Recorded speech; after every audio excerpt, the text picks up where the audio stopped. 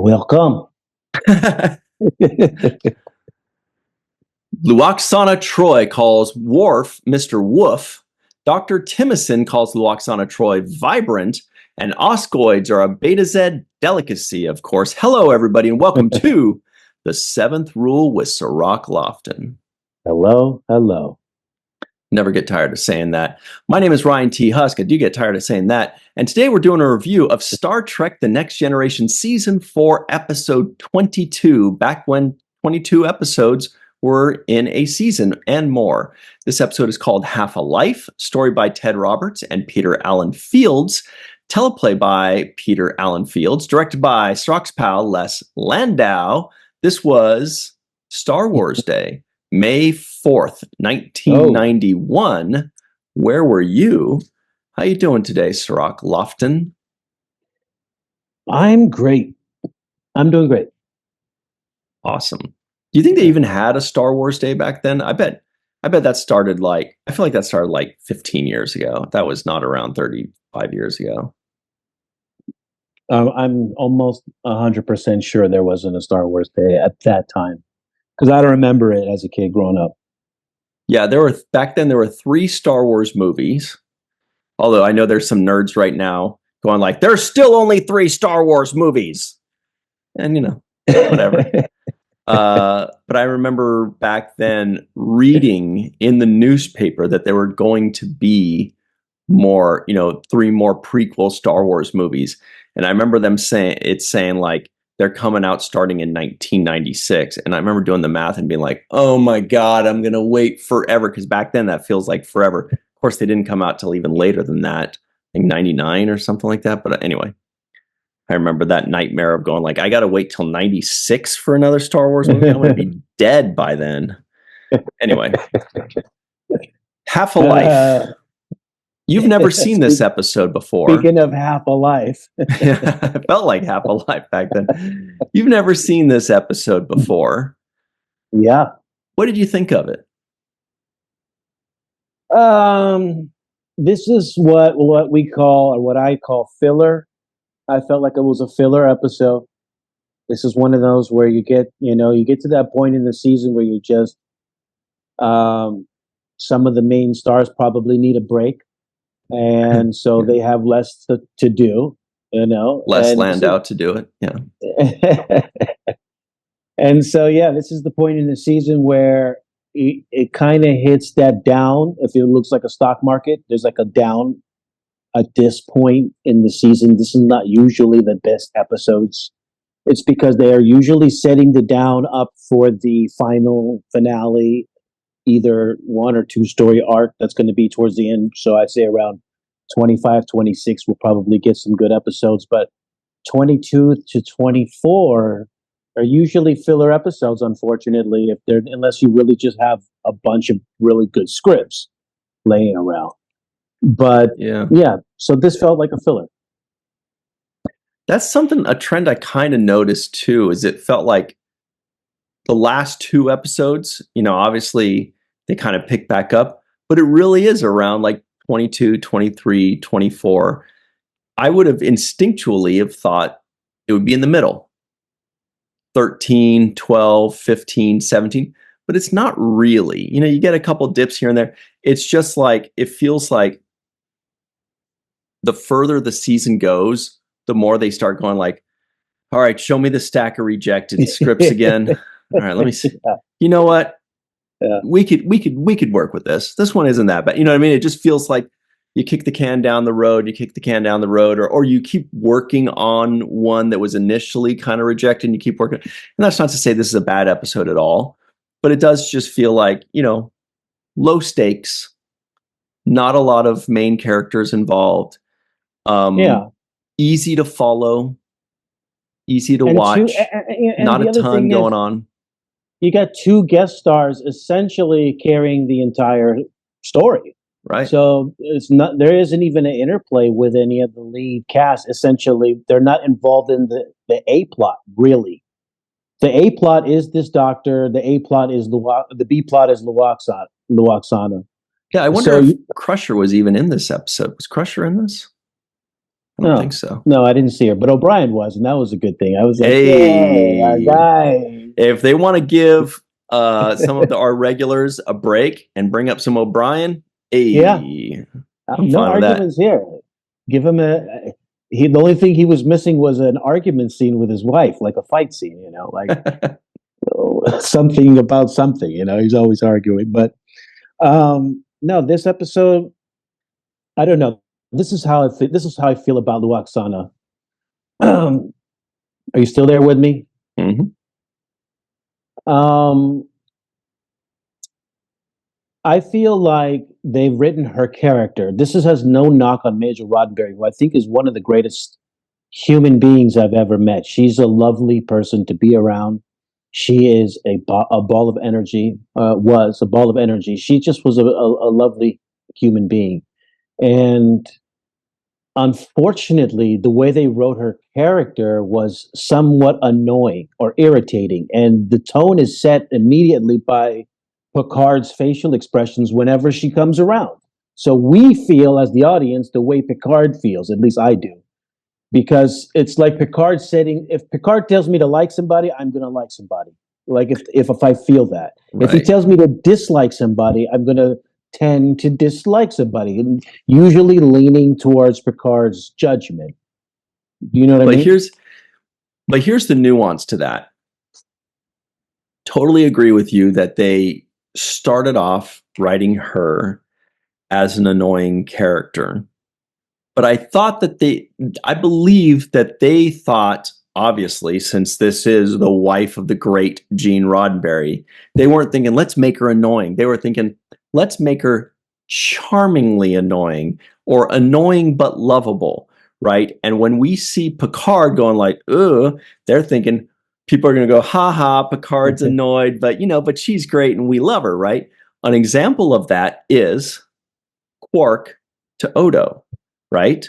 Yeah, that's a little Quark it's played is differently. charmingly Yeah, annoying. Like when yeah, Odo goes, Quark, like we go, yeah, oh yay, Quark. But when Picard goes, oh yeah, Lwaxana, we're like, yeah, tell me about it, bro. So there's that little bit of nuance to where they yeah, didn't quite capture what they were trying to do. And instead they kind of made a character that was annoying. Now in this episode, it feels like they're veering more into making her more lovable, or they're trying to by giving her these beautiful scenes yeah. and things like that. But Yeah, and let me tell you how they could have saved that by the way, writing wise, they could have altered that by not making Luoxana and Captain Picard involved in a sexual type of way.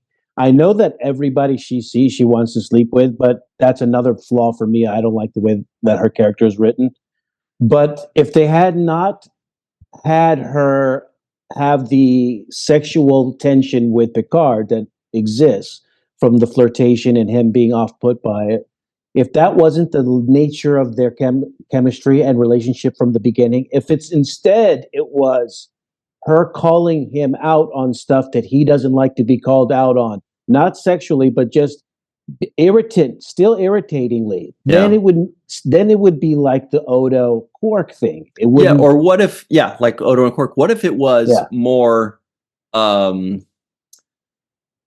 competitive, like Odo and Quark, right? Yes. Or like Cisco and Solok, the Vulcan, like where she Yes. would just kind of showed up and like, Picard's playing chess and she's like, he's going to checkmate you, or little things like that. Then you could be a little irritating, but like in a Yes. more fun way where Yes.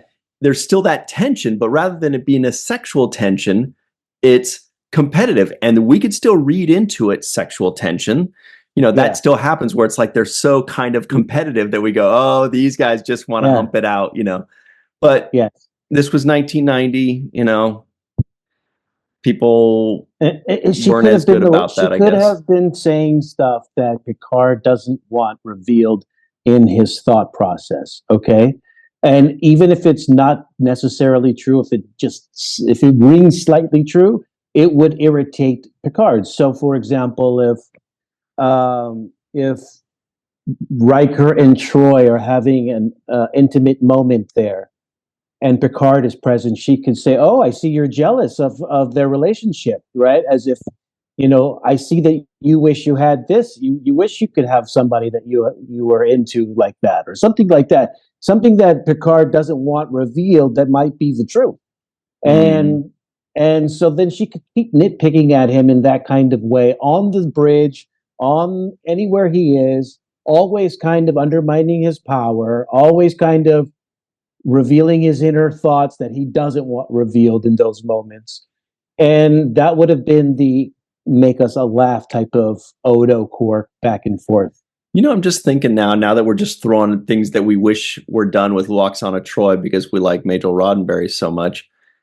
Another thing that would have been cool is to give her more usefulness, more of a relevance on the ship, not just Troy's annoying mother, but she has been introduced in the past, I believe, as an ambassador.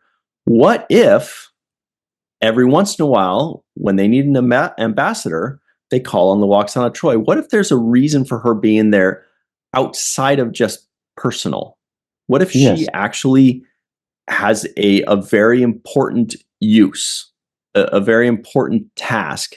When she shows up, there's a reason for it. It's relevant. She's there because, yes, she's happy to see her daughter, but she's there because of this delegation. She's there because of this negotiation. She's there because of this council, on official business. Then Another it's a thing little more where respectful. another thing where she can pull rank on Picard, and that'll be their thing. Well, I never authorized this. Well, you need to talk to da da da da. The High Council on the High Council on counseling. You know, and that would have been like a nice back and forth between them. Where she gets to pull her weight around because she's also an ambassador and has ties to Starfleet and can, sometimes leverage even more weight around or undermine his authority sometimes and use her ability to read minds to pull his card whenever she wants to, which is that'll be the haha moment for us as the audience. Like, haha, Picard, she got you. She's right. And there it is. Yeah. But the fact that there was the sexual tension that never actually flourished or manifested, it always puts their relationship back into this awkward space where two people kind of like, you know what I mean? Where it's like you made a pass at somebody and they've rejected you, and now you're back in front of them again, and it's like it's awkward. It's like Never happened to me. I don't know. It sounds terrible. Does that really happen? Oh, damn. Yeah, they keep Ugh. playing that. And then the other thing is, why is she always so, she's only worried about sleeping with somebody. And it's like that's where they're not giving her character enough depth either. Like if she was acting as an official ambassador, as a negotiator for certain matters, then at least she has some standing other than her sexual prowess. Right. And that's what I think this episode did right, actually, was they're trying to veer her into something more than that by giving her an actual arc within this episode where she comes in and she's like, ooh, rich guy, eligible guy, hump, hump, hump, yum, yum, yum. But then she starts finding out what a tragic character he is, and she actually starts to care about him, which turns all the way around to 180 at the end where she tells Picard, don't worry, I promise I won't cause any trouble. And the acting there that scene was the best acting of the whole episode, because I remember I looked at her because I was like, oh, is she going to pull this off? When I heard the line, I was typing something and I looked and I was like, holy shit. The look on her face is very believable for that line. And that just kind of highlights a little bit more what you were saying initially, which is, that she could have done more. Like, they weren't just playing to her strengths in this. Like, clearly she can deliver lines in a serious manner. And she was very believable when she said, don't worry, I won't cause any trouble. And the look on her face was so beautiful and so genuine. And there was so much depth to it that I'm like, I hope that they continue to lean in that direction. You can still keep her happy and playful and whatever you want her to do, but give her more. She can handle it. You're not you're not just doing the wife of the former boss a favor by giving her a job and people are going, oh boy, she can't act. She can act and she could do it. You're not doing her a favor. Give her something juicy to work with and she can do it. She can act when it's something that is in the range of notes that best suits her tonality.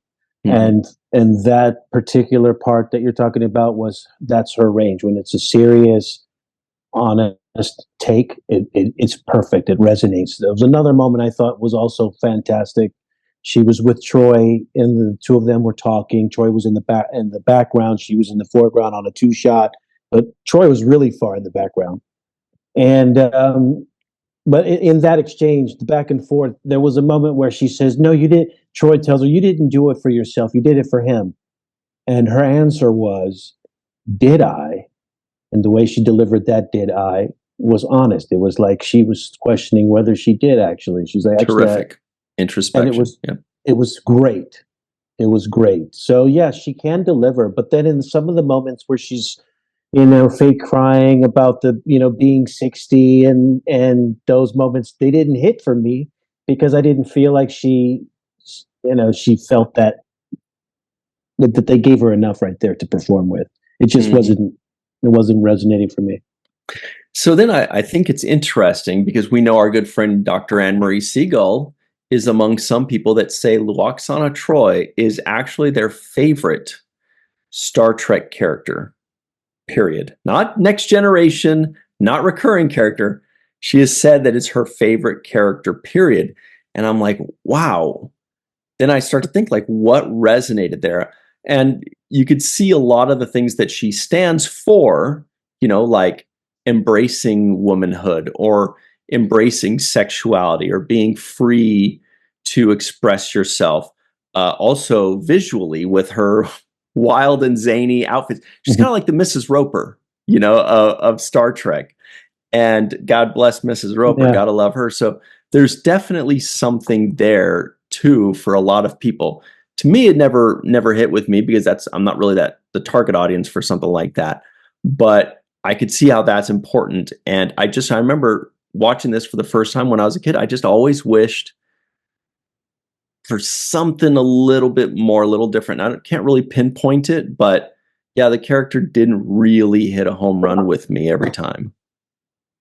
I've said this before, I'll say it again. The thing is, I've always thought of that character like Lucille Ball's character on Oh, I Love that's Lucy. that's cool. Yeah. And I feel like even some of the way she performs is a little bit Lucille Ball inspired by, there's obviously Lucille Ball was a dynamo during that time. So everybody was, some way affected by her presence because she was everywhere. And as far as television is concerned, she was, as big as it gets. So I feel like some of what she does and how she's written is how Lucille Ball's character is written. Because when Lucille Ball comes on to deal with her husband Desi, and she's always foiling the plan. It's always a mess. It's always some disaster being created. It's always I know. right. And so when she comes on the show, I feel like, oh, here comes Lucy. She's Star Trek's Lucille Ball to me. And when she comes on, something's going to happen. It's going to be a disaster. Now, I'll give you credit that I do think they tried to change that by this episode and give her some meaty, substantial thing to protest against or stand up for. And this was against, Yeah. essentially, this is a fight against ageism, right? And so they let her be the spokesperson to campaign on um, fighting against ageism, Right. and I thought that was wonderful. Except they like Ira always is honest about what he does accomplish and what he kind of feels like he might have missed the bar on. Mhm. And to me, missing the bar in this, they could have given her a Moogie type of uh, inspirational way in which she affected the culture. Right, Moogie stood up, said, "I'm going to wear clothes. I'm going to be different," and was a cultural icon for that. For that, she could have also had that moment in this episode, except you see that she kind of reverses her position after hearing the daughter um, make the plea and whatnot, and learning more about cultural traditions. So, um, but it could have been written in the other way. It could have been written in the way that she did stand up for ageism and did maybe even offer to make the sacrifice herself, and then they changed the customs based on her stepping up and saying, "Kill me in his place," and or whatnot. I mean, it could have been written in a way that she becomes the hero like Mugi was. Yeah, and to take that point, make it even a broader point, beyond just being against ageism, it was just about being the first to buck the old ways that seem stupid, or that seem passe, or that are no longer, useful or no longer make sense. Like when Lwaxana made the point about, we used to wear these up hats that had cages in them for animals or something. I was like, what are they even talking about? But then there was that first lady that said, I'm not going to wear this stupid freaking hat anymore. Yeah. It's annoying. It's cruel to animals. It's stupid. And everybody's like, but this is the way it's always been. Yeah, but we can change that. Then we can create a new way that it's always been, and it's about being, that first person that said, no, not anymore. And we've got a lot of important people in our history that have made that decision to be like, nope, I'm not going to follow along with that bullshit anymore, because I don't want it. I don't want anymore. And that was a very big and important point. And just to add to that, Rosa Parks. I can't. That's exactly the first. That's exactly who I thought Rosa of. Parks. Gotta put her out there on that bus that said, "Nah, yeah. no thanks." But I wanted to add that it was really interesting that when the daughter came in, you notice how she had a ridiculous, silly hairdo. Really, I didn't notice. And you couldn't help but make the connection of when Lwaxana Troi told the story of how they used to have to wear these big, stupid wigs and stuff like that. And they finally said, no more. I thought that was a really smart choice to have them come in wearing a big, ridiculous looking hairdo, because they are not yet to the point of where they say, nah, this is dumb. I'm not doing this anymore. So I thought that was a really good symbolism there. Yeah, that was good symbolism. I mean, the daughter really made a great argument. She came in there and just like nailed it to me. There was she had a perspective and point of view that she argued very well and emotionally delivered the tone that it needed to take the scene to a level of reflection and introspection. So it was very it was emotional for me to watch that scene. All right, we got to take a break, everybody, if you can believe that. So we're going to do that, and then we're going to talk about the connection to a show called Battlestar Galactica. And right now, most people that are watching this are like, this is way too easy, Ryan. But whatever, we're going to make a connection to Battlestar Galactica. And we'll be right back on The Seventh Rule.